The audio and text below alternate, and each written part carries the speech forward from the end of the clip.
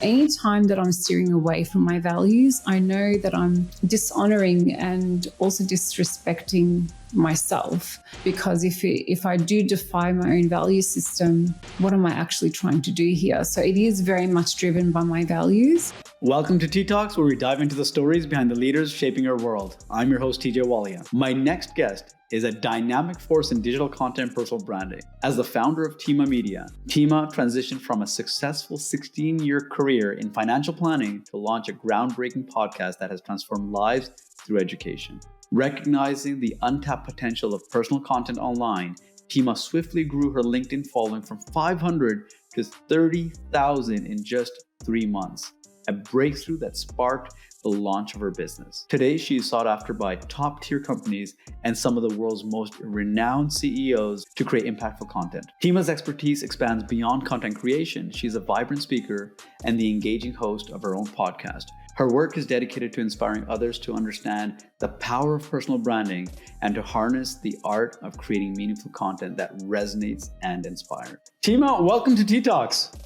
Thanks, TJ. I'm so excited to be here, and thank you so much for finally inviting me to join your program.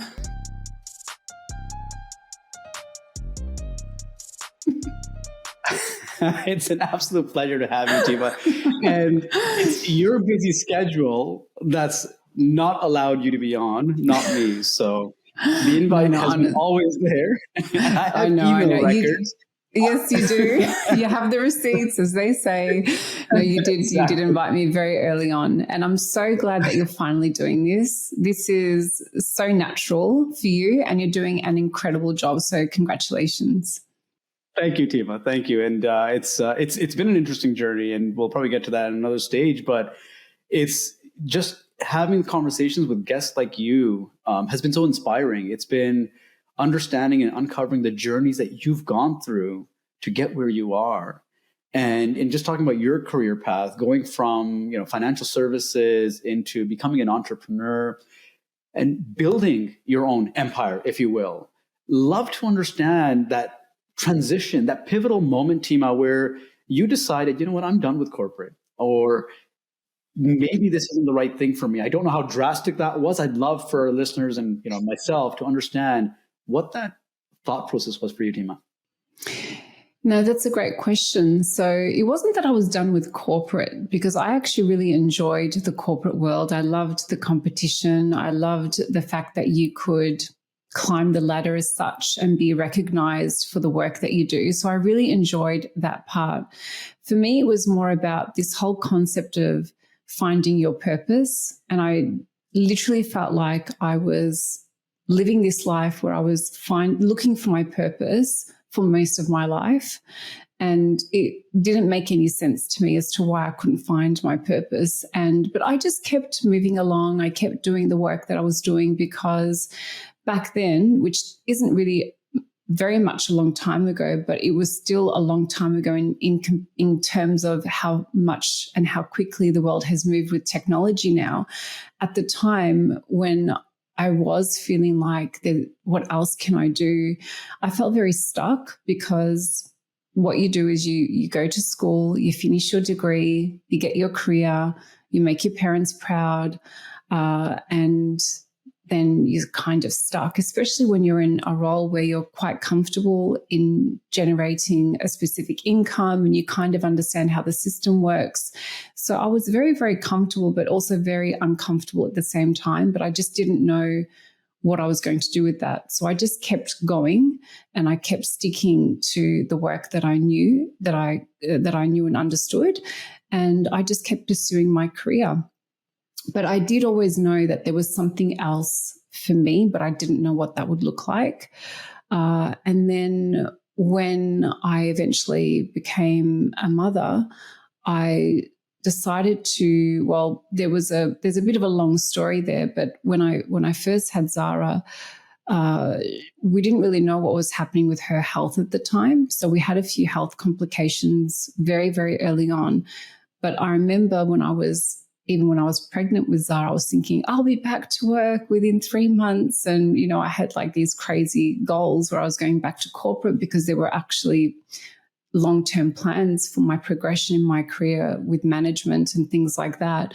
But then when I became a mother, naturally, even before the health issues came up, I didn't really have that desire to want to go back to full-time corporate work. I was quite happy enjoying the moments of, early motherhood. And then when there were some questions around her health, nothing else mattered. Literally nothing else mattered. And so at that point, when I decided to extend my leave, when we were focusing on her health at the time, at the same time, I thought, well, what else can I do whilst I'm home? What can I explore and what can I do? And my first real entrepreneurship or entrepreneurial experience was when I set up a fashion label. And it sounds a little bit crazy, but that's what I did. And I thought, what did I really want when I was in corporate? And it was clothing that made me feel feminine and powerful and not wanting to look or feel masculine in any way. So I decided to create a fashion label whilst I was home. And I had no idea when it came to fashion other than being a consumer of it. I didn't know anything about the fashion industry as a business. So whilst we were trying to figure out what was happening with her health now, just to make it very clear, thank God she is 100% okay.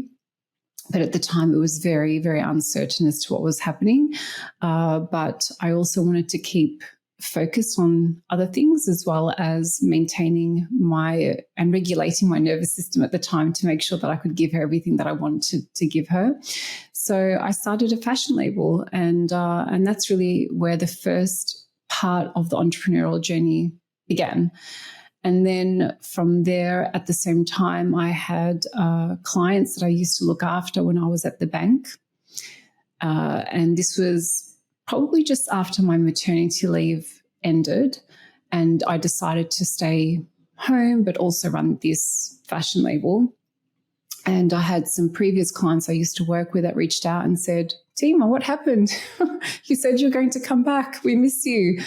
And so I had, it wasn't like hundreds of clients that reached out, but there were enough for me to think and go, okay, maybe I should just reconsider financial planning and actually have my own business. And so I partnered with a couple of other people that I knew from my previous roles in other banks, and we came together and we individually had our own clients and worked under the same banner.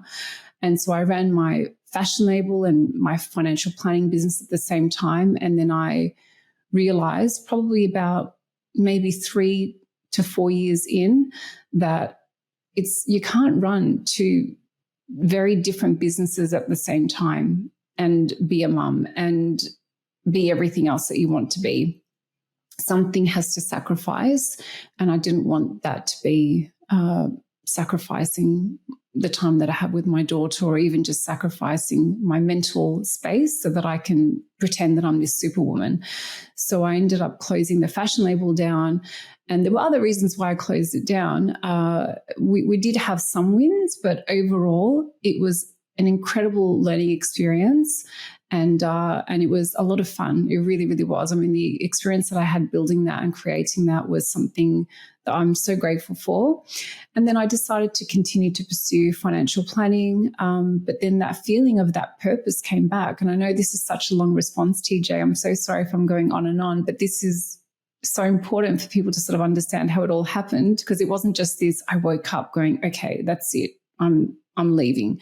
I wouldn't recommend that to anyone. But this feeling of, what is my purpose? Like, why am I here? Why do I still have this feeling that keeps coming back, this feeling of emptiness or this feeling of unfulfillment? I couldn't really articulate it at the time, TJ, but I knew that feeling came back, but it came back and it felt a lot stronger. And I don't know if it's because I was a mum by that point and that I looked at life differently. Climbing the ladder didn't really mean that much anymore. I just didn't care about that. There were just other things that I wanted to pursue. And one was really just growing as a person and just evolving. And I've always been into self-development. And then becoming a mother, it was very crucial that I expedited that growth so that I could be the best mother I could be. So it was all kind of like hand in hand. And then I was thinking of this concept of looking for my purpose. And I like I said, I just had this moment. I was so frustrated, TJ. I was thinking, I've been looking for this purpose for so many years, and I don't know why I can't find it. How do people discover this? Like, what do they do? And I kind of joked in my head saying, is it behind the couch? Like, is it under the cushion somewhere? Do I just like randomly find this purpose? And then I had this moment where I was thinking of the actual words, looking for my purpose. And I thought, isn't that funny? That means I've actually lost it. If I'm looking for this purpose, that means technically I've lost it. I don't know where I've misplaced it. And then I thought, well, those words are actually really powerful. I don't think I've ever lost this purpose. So why don't I just create one for myself? And so that's really where that whole process began of creating a new purpose for my life, which was a whole process, which I won't go through because I know we've only got, maybe half an hour on this call. But it wasn't one of those moments that, you read this meme online and people say, just go do it and just do what you want, build your dreams. And maybe this is my financial planning brain kicking in. I'm very conservative when it comes to decision making, that when I was going through this purpose discovery and this creation, should I say, I was planning financially for an exit.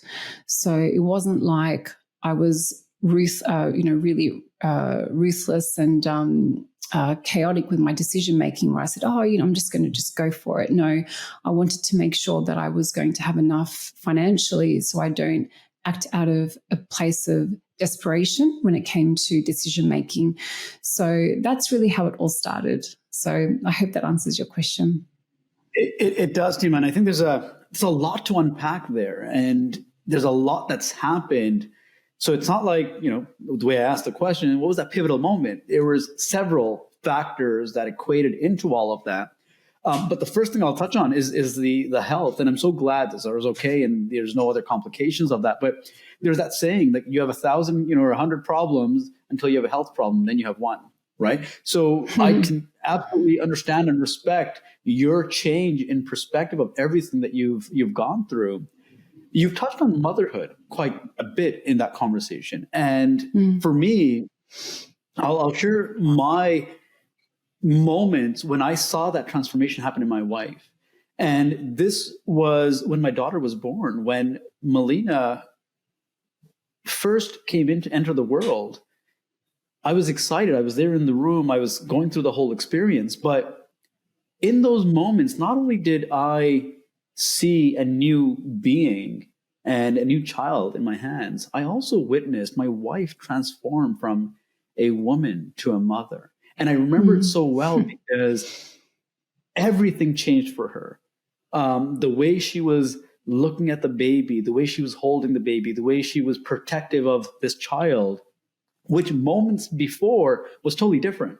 So I remember this so vividly and so well. And I share this all the time because that transformation changes who you are at the core.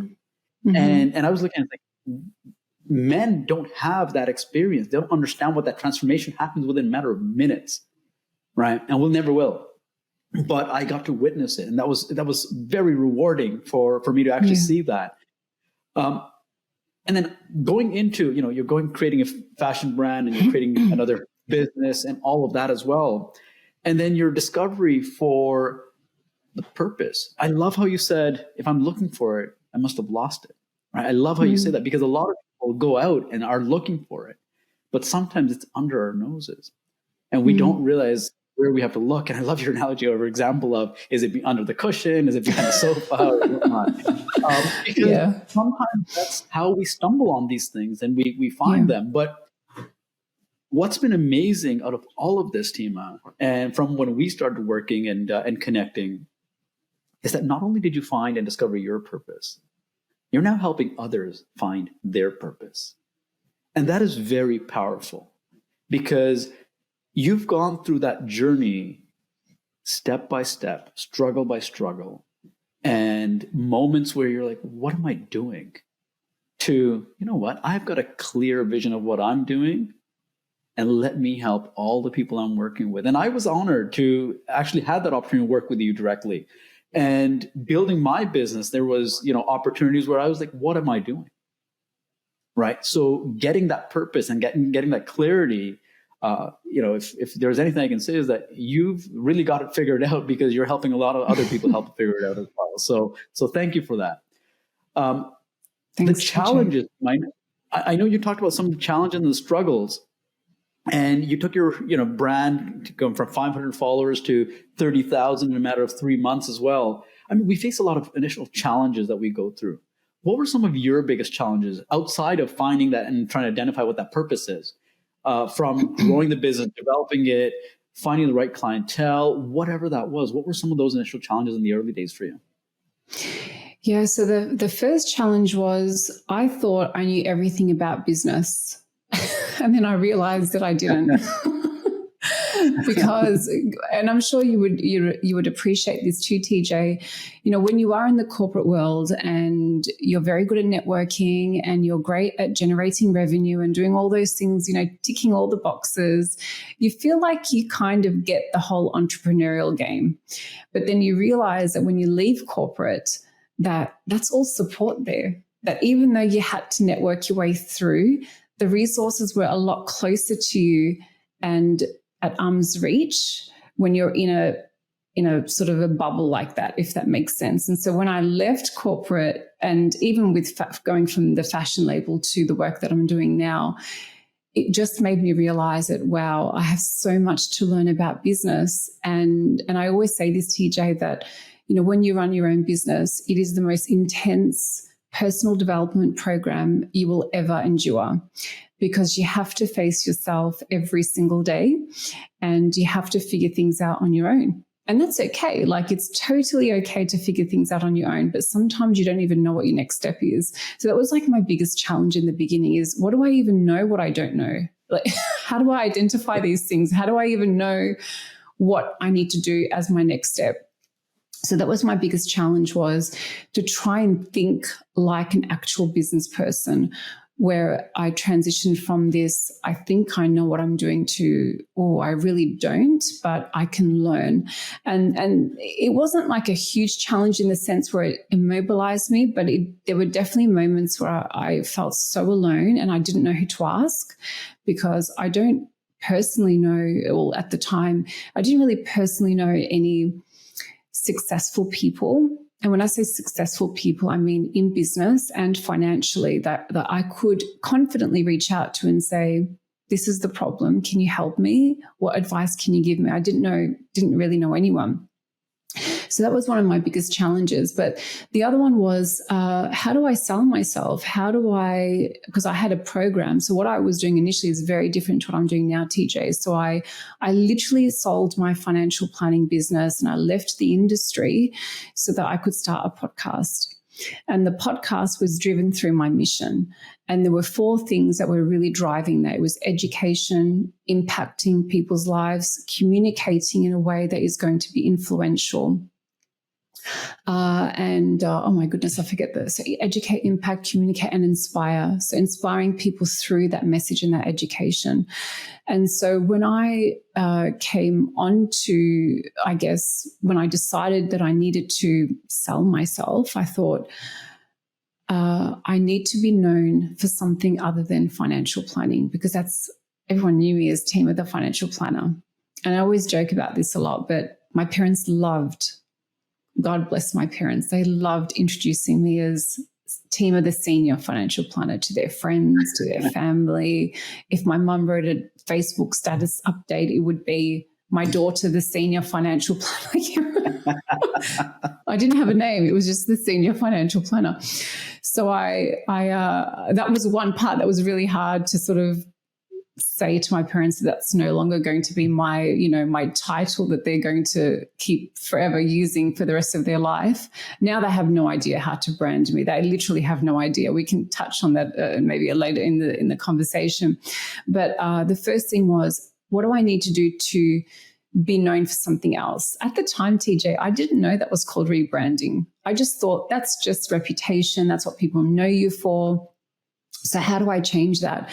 And one of the challenges in the beginning was I knew that I had to get onto social media, and it really scared me. It scared me a lot because I'm not your typical bubbly, like influencer style person. Back then, this was like in 2018. When I say back then, it sounds like such a long time, but it really wasn't. But at the time, social media was different. And it was very much about influencer marketing. And I knew that I wasn't like this cute person on screen and going, hey guys, it's just not me. I don't say hey guys or anything. Like, it's just not how I speak. And so I looked at Instagram and I thought, and I know you'll laugh, TJ, because we're friends, but I looked at what I was exposed to and I thought, I'm not this young 20-something-year-old. And I'm not this cute, young, influencer style person. And so I thought it was just, I felt a little bit insecure. That's the actual truth. I thought I can't go onto Instagram. I need something a little bit more sophisticated. And so I came onto LinkedIn. And one of my challenges was to overcome the fears of being judged by how you look as a female, because we are judged. And we were touching on this very briefly before we started, that and I'm not vilifying the world for it. That's just how the world works, and that's fine. That information to have is important, but I needed to get over the insecurity of what are people going to say? What are they going to think of how they look? What are they going to think of my voice when I speak? So all of those things initially were probably my biggest challenges. And then I reminded myself very, very early on, though, that my mission is so much greater than my own existence, that I just need to get over these things. And I kept saying to myself, Tima, get over yourself. Tima, get over yourself. Tima, get over yourself. And I needed to say that before recording. And TJ, I am that person that I still get a little bit shy on camera, believe it or not, especially for pictures being taken, or even sometimes when I'm being interviewed, sometimes I get that little bit of nervousness, and it's still there. It's not completely gone. But one thing that definitely helped is that doing content and creating content is part of my business model. And so I did overcome those fears very, very quickly. And that was one of my biggest challenges in the beginning, because I knew that I had to be the face of this new venture so that I could be known for something else. And also, so I could sell and make some money online with my new program at the time, which was to help other executives create a new purpose in their own life. So they were the two things that I started off with. And then everything else kind of was born into the work that I'm doing now. Very cool, Tima. Very cool. Again, you touched on a number of different things there. One of the ones I will probably touch on as well when I was leaving my career at Microsoft is that the advantage I had was that I came from an entrepreneur family. So I understood some components of business side of things. And I used to tell even my coworkers that, they'd be all happy about a big sale they did. We closed a multi-million-dollar deal here and multi-million-dollar deal here. And I used to tell them all the time and said, listen, like, that's all great because you have the big Microsoft logo hanging over your shoulders, right? Like, it's right there in the back. Everyone knows that. And that's what's selling. Like, when you're on your own, it's a whole different ball game. So I kind of foresaw that coming and recognized and understood that. So for me, I planned things a little differently, per se. I didn't go in and say, I know everything about business, but there is that aspect of it that there are things that you just don't know, right? You just don't know that you're going to encounter. And one of the tactics I did was, in my early days, I actually had a portfolio of different offerings. And I would see, what's working, what's not working, what's gaining interest, if you will, and then from there I started, seeing what's selling, and then what's not. I would wind those down and put them away. But that's what entrepreneurship is essentially. You're trying to see what the market does. I was having a conversation. So my dad actually was also in the retail business, so that was our family business, and it was women's clothing. And I remember I would go on all the meetings and sessions for purchasing products, etc. And he had his own clothing line as well at a time. But as a young kid, I would actually go with him and I would ask him, I was like, why are we going in and buying more clothes. Like, the store's full of clothes, Dad. Like, what are we doing? And he had a lot of inventory. And he said to me one day, he goes, the new season's coming up. And as the new season comes up, people are going to look at new products. And I never understood, what all that was. And he was very seasonal and very transactional that way. And he goes, the need for people is always going to be there to buy clothes, but the seasons are going to change the styles or the colors or the variants of those clothing. He goes, if you don't stay with the season, you will become irrelevant. You will actually get destroyed.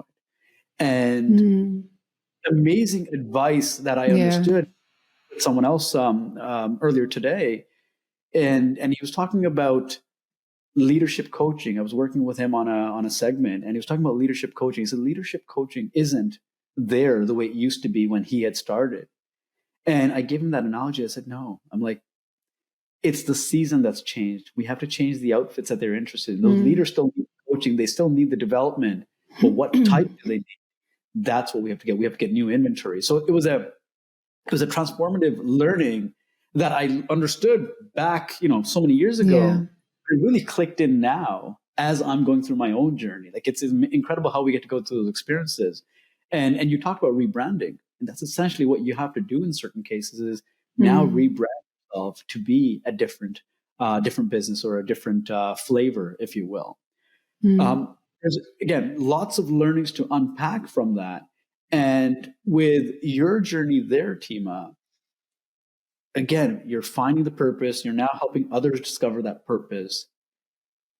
Are there times that you're going through your own moments and saying, is this the right purpose, or does it need a tweak or a shift? Are you rebranding constantly? What does that look like for you?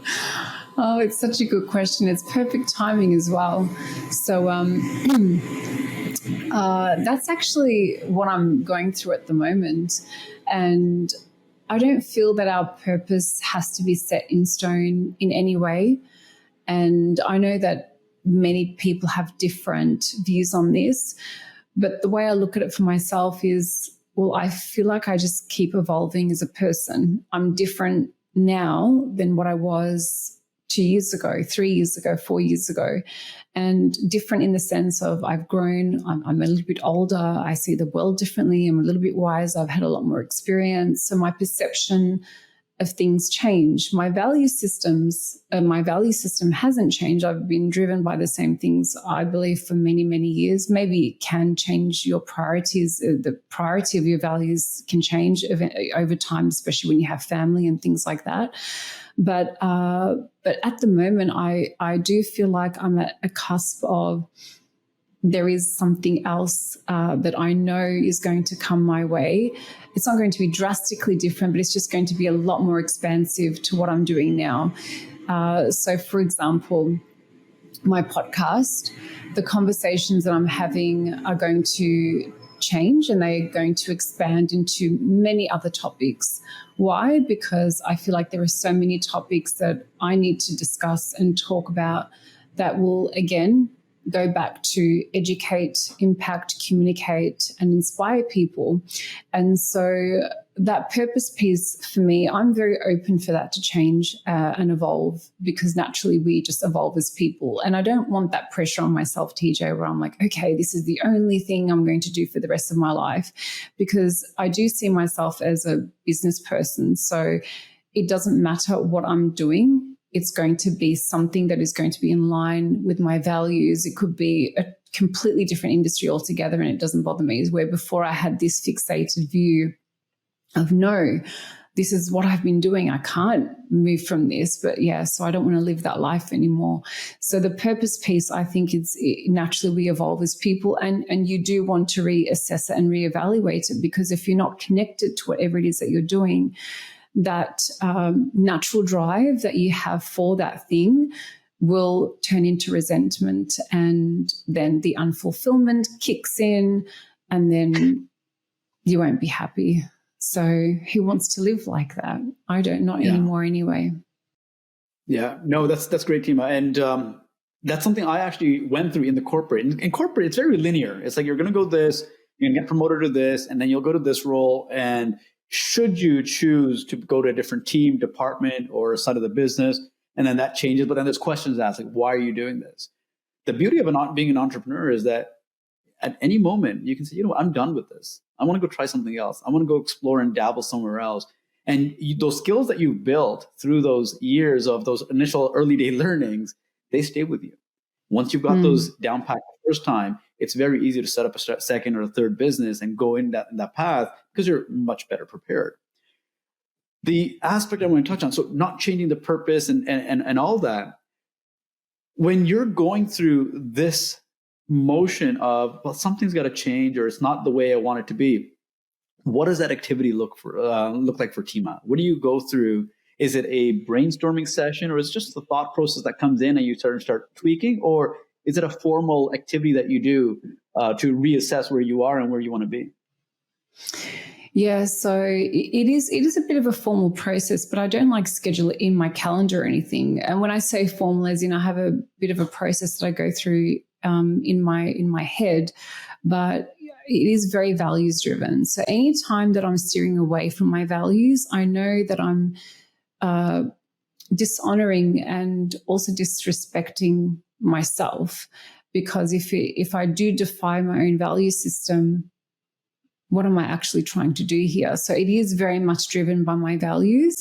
But at the same time, and again, I don't know if I'm making it out like I'm 150 years old, but I think the older that I'm getting as well, the more I realize I'm not driven by money like I used to be. And that's not to say that money is not important, because I really do believe it is extremely important, especially when you have your own business. But there has to be an element of care. I have to care about what I'm doing. And if I don't care for it, it'll be a very short-lived thing.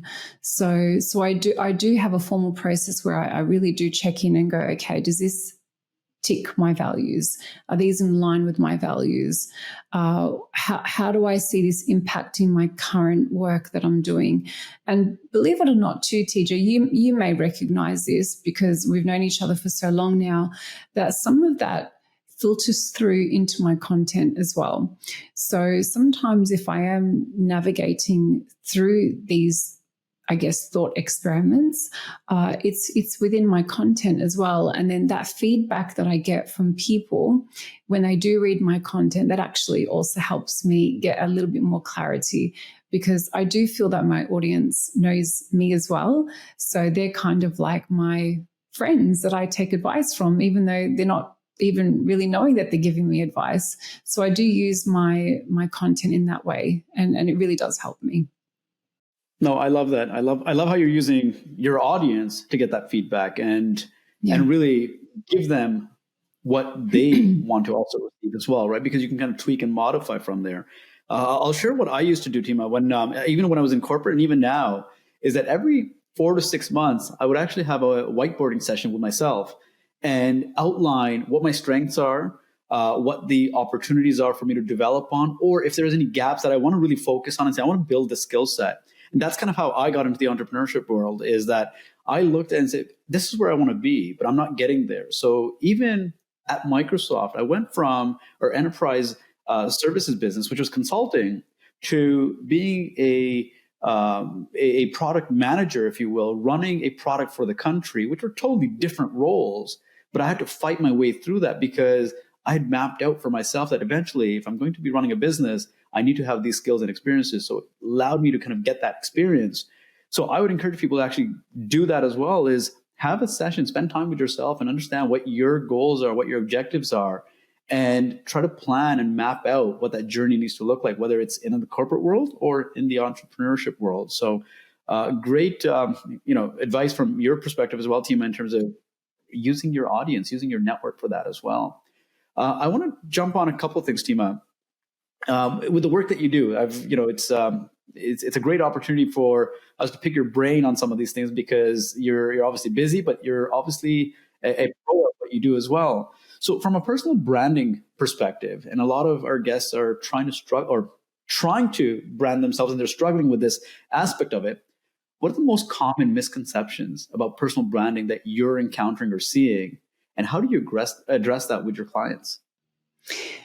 Yes, that's another great question, TJ. So one of the misconceptions is people feel that they or feel forced that they have to share everything about their life for a personal brand to be successful. And it's not true. You can decide to share what you want. You can decide to share what you don't want to share. So there are many, especially with a lot of the clients that we work with, they are they have high ranking roles. A lot of them are CEOs. They could be founders of their own companies, very successful in their own right. Even with my small business owners, not everybody wants to sit there and share their stories or even share family, even share pictures of their family, even share some really vulnerable situations in their life. Because if you've been online long enough, you've seen how much people share, and sometimes it's really unnecessary. Like, what are you actually trying to achieve by sharing all of this information? And so that's one of the things in the beginning that they say, other than fear of what people are going to say about them, because that's definitely another fear of theirs. But one of the misconceptions is, do I have to share everything? And what I say to them is, well, no, of course you don't. We can create something that will work again with your values, what you're willing to share, but also sharing with intention, making sure that it is in line with your mission. Again, you've heard me talk about this all the time, TJ, your mission, your purpose, your why. It has to be in line with that, but also in line with whatever it is, that underlying message that you want your audience to feel. That's what the focus should be. The focus shouldn't be, I need to share my entire life story and experience. And that's okay if you want to, but you don't need to. And you could stick to business stories. You can stick to client stories. You can stick to leadership and change management and culture, all of those things, and they can still work incredibly well. It's just knowing how to craft that message. So I have a client at the moment where there was recently a holiday, a religious holiday, and because I have a great relationship with my clients, they send me pictures of family and things like that, and I just said, would you like me to share this online? No, I don't want to share my wife or my kids online. It's just, I don't need to. I don't want to, and I respect that, and I completely respect that. So you don't have to in any way. That's great advice, Tima. And you're right, because a lot of people don't know what they shouldn't, and sometimes oversharing, right? It becomes problematic as well. They not only are making others feel uncomfortable, but they also feel uncomfortable at times going through it. And that kind of takes me to the next aspect of it, is having that clarity or that plan of what they want to share, why they want to share it, what the purpose is, what their mission is, like you talk about. And that's been a big factor in terms of how to build, one strategy on what they should and shouldn't be sharing. Tima, your motivation. I know we talked about a lot of things that you do stems from the family and Zara and all, but where does that drive come from for Tima to kind of keep on going and pushing through? Because we all, as entrepreneurs, have those days that I'm done. Like, I can't believe I'm doing this. I'm done. Why am I doing this? To that's like every half an hour. Yeah, exactly. Yeah. So where does your drive come from, Tima? My drive, it's interesting because I feel that the drive and the motivation is something that I personally cultivate. It's not something that I feel every single day, 100%. I'm not going to sit there and pretend and go, well, yes, I jump out of bed and I can't wait to do all of this, because I know a lot of people say that. And I'm not saying it's terrible either. It's just, I feel like I do need to cultivate that motivation for myself. But what drives me is definitely improving my family's life. For me, that is a huge, huge driver. And it is money focused, because one way you can improve your family's life is by helping financially and giving them things and taking some of that financial burden away. So that is definitely one of my drivers.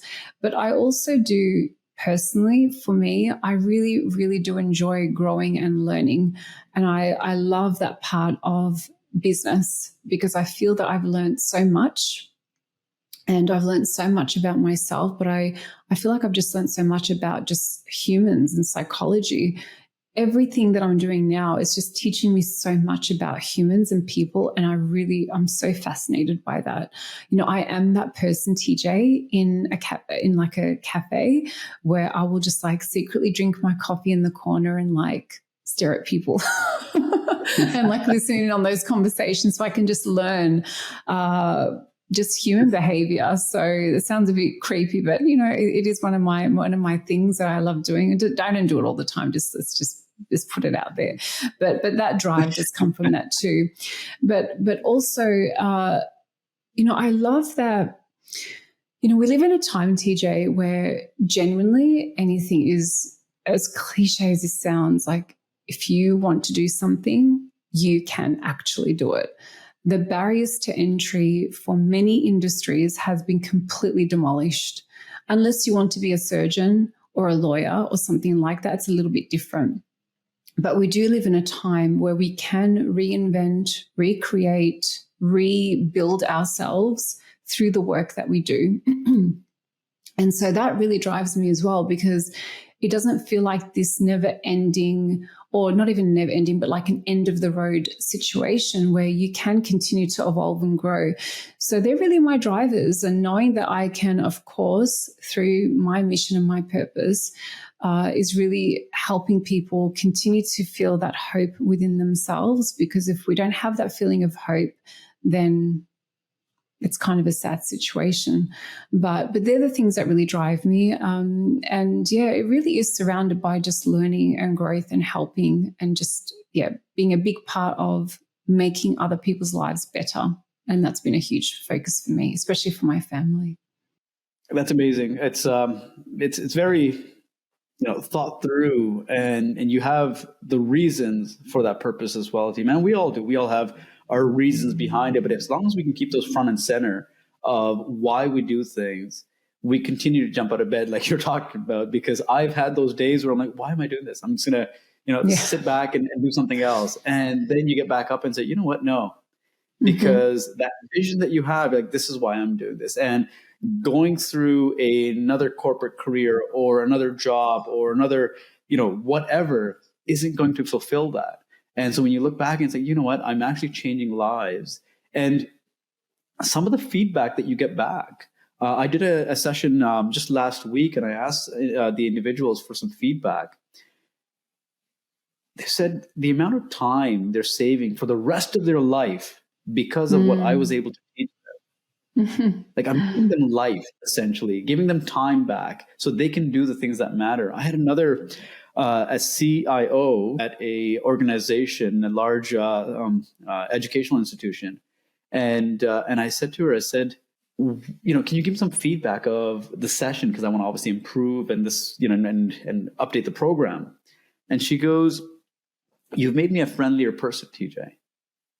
And I said, listen, I'm not sure how I've made you a friendlier person. I've taught you how to optimize your time and how to be productive in many aspects. And she goes, no, you really have. And she goes, that extra time that you've saved me, I'm now not pulling out my phone or checking out email and on social media. I'm actually building meaningful connections with my family, my friends, and the people I network with. And I said, wow, that's amazing. That's incredible when you can have that impact. So going back to the purpose, when you see that and you can help someone else better their life, that one shot at life that we have that we're wasting away by constantly being distracted or in our devices, if we can take away from that and give someone that purpose, it's just incredible. I do want to touch on something. Absolutely, team. And I do want to touch on something really, really quickly as well, because I love the conversation we're having. You started your social media aspect, that journey, in 2018. Things were different back then. For those that are looking to do things now, what does that look like? What should they be considering? Is it worth getting back on social media and saying, hey, let me build this brand? Or is it too late for them? What are your thoughts on that? Because I'm sure there's a lot of folks that are sitting on the edge saying, there's so much noise, there's so much happening. What are your thoughts? The noise is great. That should be an inspiration. because the noise is there that people do ignore, because who wants that noise on their newsfeed? If it's there, people will actually ignore it. People don't want to see things that are going to waste their time. So see that as an absolute positive. And is it too late? No, it's literally never too late.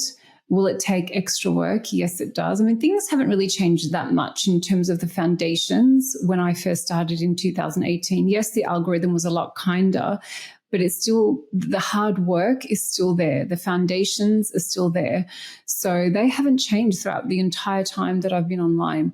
But what I would suggest is, before coming online, even if you don't have a business, like you don't need to have a business to build a personal brand. Let's just put that out there, okay? Because everyone thinks it's just for business. It's who you are as a human and the reputation you have in the real world, and how do you infuse that digitally through a screen, and how do you connect with humans through a screen? So that's how I see personal branding. It's literally who you are, and how do we connect other humans with your values and whatever it is that is important to you. How do we do that through a screen? And so I would say the starting point is, have a think about that mission. Have a think about what your values are. Very similar to your whiteboard example, TJ, like what are your strengths? And I call them natural gifts. What are those things that naturally come to you that you might not even think is important in any way, but it's that feedback that people give you constantly about those teeny tiny things that are so seamless to you, but they are so important to other people. A bit like what you just explained there, TJ. You're just showing people how to save a bit of time, but for them, that is, it's something that they just never knew, didn't understand, couldn't implement, but for whatever it is that you shared, that improved their life.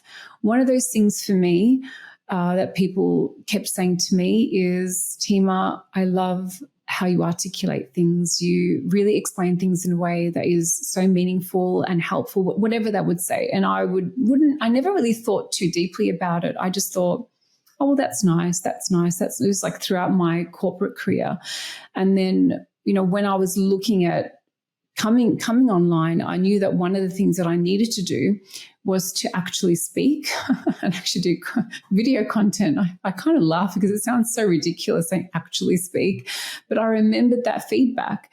And even though I didn't think it was for me really that important, but that was this consistent feedback that I was given. So I really encourage whoever's listening is to think of those little odd pieces of continuous feedback that you're given all the time. That could be the key, whatever that is to you.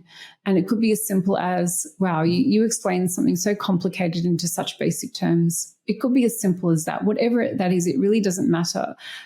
That's a great starting point. So look at your mission. What are your natural gifts? And what is that underlying message that you want your audience to feel? One of the questions I ask my clients is, even if they're an absolute expert in their industry and they are exceptionally successful, one of the things I say to them is, if someone is coming to your profile and they don't even know who you are, but they happen to read something or watch something, what do you want them to feel? And that's a question that I want your audience to think about. And again, it might sound cliche, but I genuinely want you to deeply think about that question. And when you write that question down, ask yourself, does that actually look like? So, for instance, that woman telling you that, who would think what you've taught her could have potentially saved her marriage? Honestly, when you think about it, TJ, it could have saved her marriage, it could have saved friendships, it could have saved her job at work, her relationship with her kids. So if you were to look at things in that deep way, that's a great starting point. And I know that sounds like such a long process, but it's so important to spend that time, because when you then do come online, you're coming from a place of intention, and it's not this, I want to build a brand, I want to build a following. If I don't get the numbers, I didn't think of any of that. TJ, I wasn't even aware I was building a brand until someone said it to me. That's how oblivious I was in the beginning. I just thought, I'm just talking about something that is really important, and I want to share this mission with everyone. And when you come from a place of that genuine intention, you will attract genuine people that will become ambassadors of whatever it is that you're sharing online. And so that's why those questions are really important. And then decide on which platform you want to get really, really good at. I had no desire to be on all platforms because one, I didn't know how to use all the platforms. I just stuck with LinkedIn. I didn't know LinkedIn very well, to be honest, but I did stick with LinkedIn because I thought this is the audience that I want. And then I just taught myself absolutely everything about LinkedIn and content creation and everything else that I do right now. So they're the things that I encourage people to think about and to not be worried about the algorithm, to not be worried about, is it too late? If it's going to be too hard, just know that it is going to be hard. It just is. Anything that you build is going to be challenging and difficult, and you'll definitely have moments and days where you'll not want to do it. You'll probably, get emotional, probably question everything, get really insecure, all those sorts of things. But what you will have, which will be your anchor, is why are you actually doing this? What is your mission? What is your why? What is your biggest desire that you want to achieve? And how do you want people to feel? And so once you have those things, you can keep pushing through. They will be your drivers, and everything else will come and follow. But you do have to be consistent and not give up too early, because I've definitely had people where they'll say, Tima, I tried. I posted for 3 weeks straight and they probably only posted twice. I didn't get the traction. And you just think, well, how do you expect to create whatever that success is to you if you're just going to be short-lived? It will take time. And even now, I'm finding it challenging at the moment to expand my brand, because I'm in that sort of change phase at the moment, in terms of just slightly evolving my message, but also because the algorithm is so different now. And again, I don't focus on the algorithm. I really, really don't. But at the same time, when you are online and you do want to grow, it does enter your mind and you think, oh gosh, what can I do to hack the system? No, Tima, that's not who you are. You don't want to hack, because hacks are just easy thrills and there's no longevity in it. So if you just stick to the foundations, it is impossible to fail if you are consistent with something. If you just consistently post and your message is consistent, you will not fail. It's impossible. So that's my message to them. Love that, Tima. I mean, lots of tips and nuggets there as well, and just absolutely incredible. And I could go on for another couple hours having this conversation, Tima, but it's time to change things up for us, and it's time for a rapid fire segment. So the rules are quite simple. I'll ask you questions, and you have to respond with the first thing that comes to mind. I feel like I'm entering an exam now. Okay, all right, TJ, let's go. All right, the first one's usually easy. Tea or coffee? Coffee. Okay. Silly question, TJ. Coffee. This is tea talks. Everything's tea. Yeah, it is. What's the first thing you do when you start your workday? The first thing I do is I check my calendar. Okay. Favorite book that's inspiring your leadership right now? I have a favorite book. It's The Alchemist, and that is within my soul every single day. So it's always inspired me. Very cool. Dream podcast guest? Donald Trump. That's an interesting one. We have to do a whole segment on that topic. Oh, yeah. I might lose some of your viewers after saying that.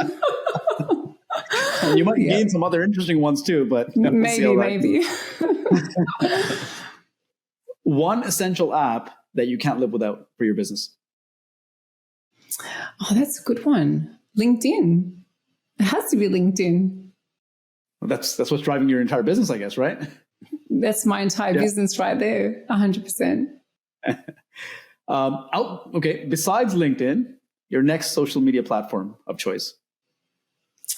Currently, it's Instagram, but it will be YouTube very, very soon. Okay.